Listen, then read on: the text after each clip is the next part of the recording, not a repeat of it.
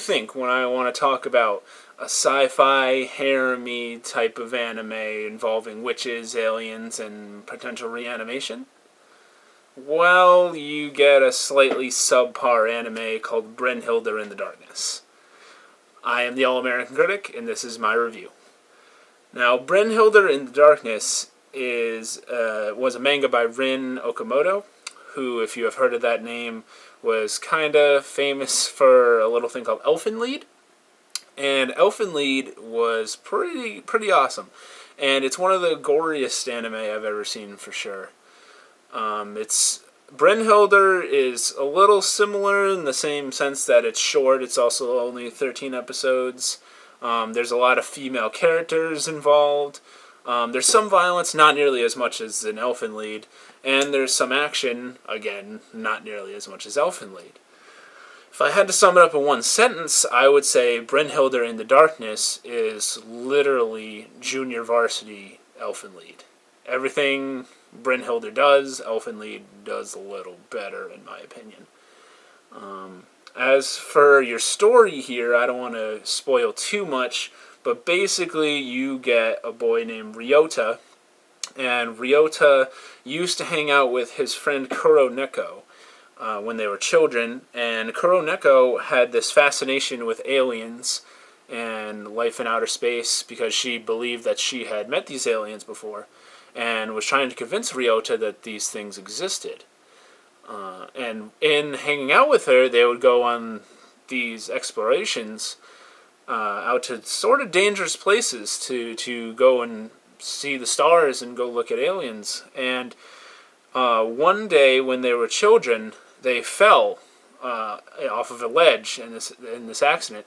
And Ryota survives, although he was hospitalized for some time.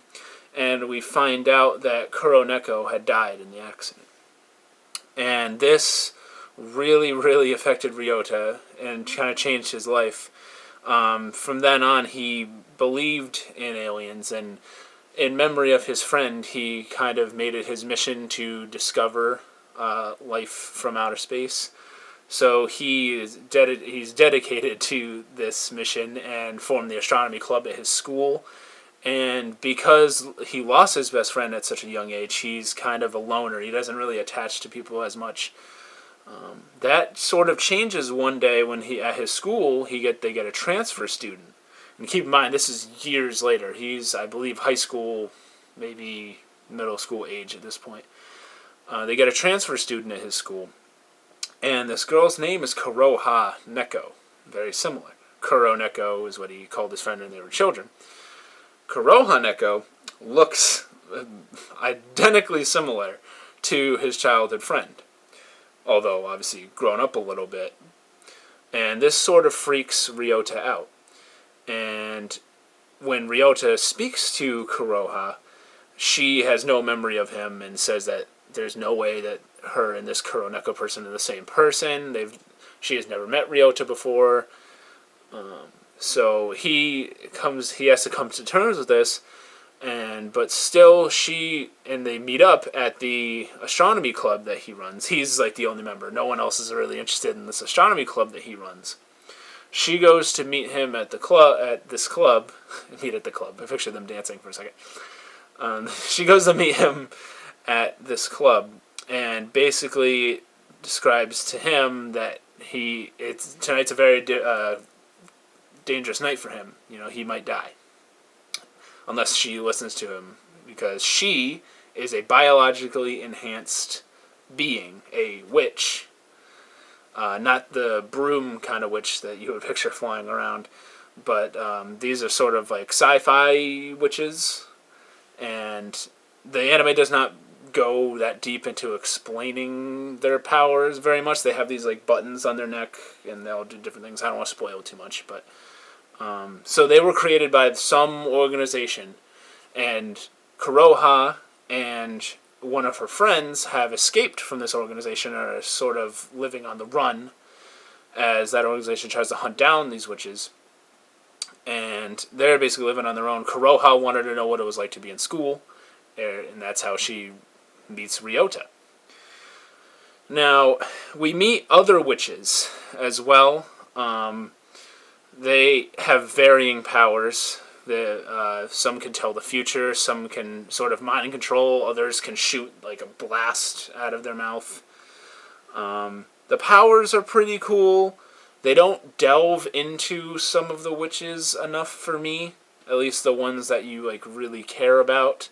And that's a real big problem I think with this anime is they don't delve into the characters that you care about enough, and they sort of throw characters at you at like the last minute that you just don't really care about.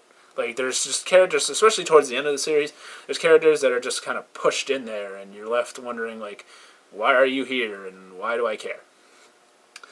But Ryota, as the lead character, I really liked him.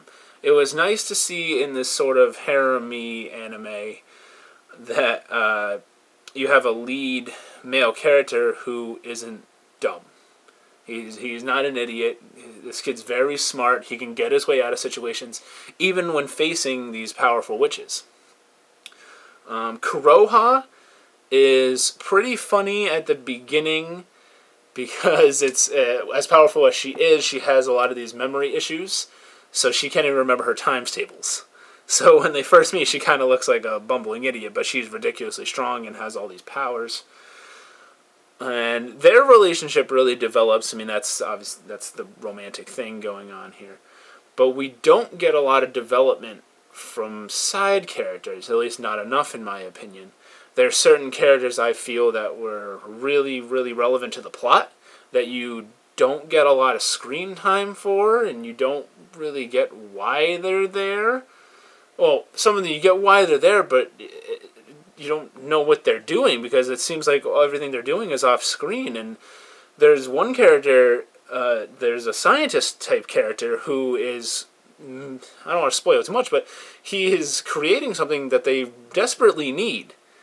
And every time they talk to him, it's literally just kind of it's like on the phone. They're like, "Oh, hey man, you working on that?" And he's like, "Yeah, well, we're having some problems though." And they're like, "Oh, well, that sucks." And so they really, and he just did not get enough screen time in my opinion. And I was kind of left wondering why he was really helping them out so much in the first place. That being said, I do not really read the manga that much. I don't really read manga all that much in general. I did not read this manga at all. So I am judging this solely on the anime. And the anime, I don't think explained. I get that his relationship with the main character, they have some past together, but I don't know. I wish that character was on the screen more. Presentation of the show, the visuals, pretty good. Although it was made in 2014, I believe. So it kind of would have no reason to look bad. I like the art style that it had. It wasn't too flashy, but when it needed to be flashy, it was good. The background music is pretty good. The openings, opening 1 doesn't have any lyrics or like singing in it. It just has this sort of like keyboard kind of sound, and it's a really like sci-fi type of music, I would say at the beginning. I would say it matches the show pretty well. The opening animation's really good. As for the second opening, this is going to be hit or miss with some people. I loved it. It is by the band, I believe they're called Fear and Loathing in Vegas. They're a Japanese band that uses a lot of auto-tune as well as like metal screams. And I kind of like their sound, like a lot. They also did the Parasite the Maxim opening. If you've ever seen that anime, you kind of know what the music would sound like. And if you don't like that, then you're really not going to like that opening. But I found it to be really good. My gripe with it, though, is that it's a 13-episode series.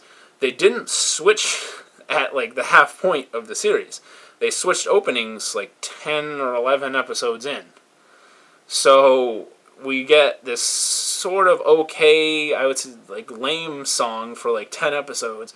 And then for the last, like, 3 episodes, and only 3 episodes, we get the really, really good song. So I found that kind of disappointing. I was pumped up with that new song to only hear it 3 times. So, but presentation quality, it was pretty good. I can't really knock the show for that. They really did a good job. Overall entertainment value,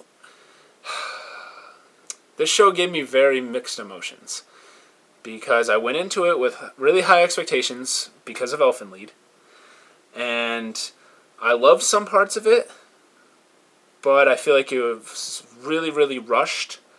I think they could have explored a lot more here. I left with a lot more questions than they really answered. It ends, it has a decent ending, which a lot of anime today does not have.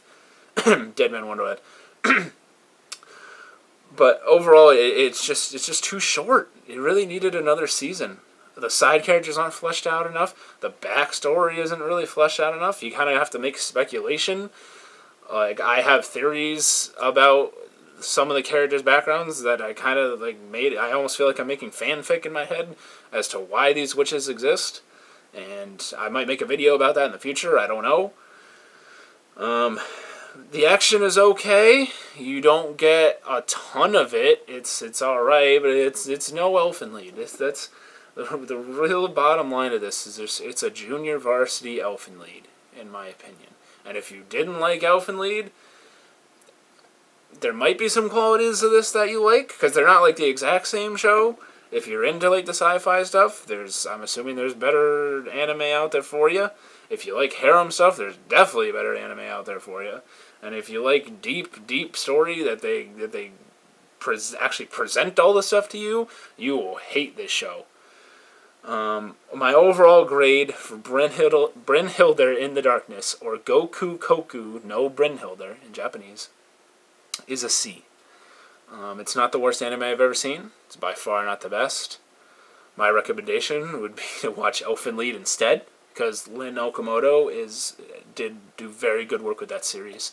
Not that this is terrible, but I just think they got a little lazy with this one at times. And so yeah, I want to know what you guys think of Brynhildr in the Darkness. It is coming out. The Blu-ray is coming out October 6th. It's coming Blu-ray and DVD. It's a little pricey in my opinion. 13 episodes. Blu-ray is sitting at $49.99 according to Amazon's pre-order. So I probably will not be picking this up. I would not say the series is very own-worthy, but if you're interested, you might want to wait for that price to drop a little bit.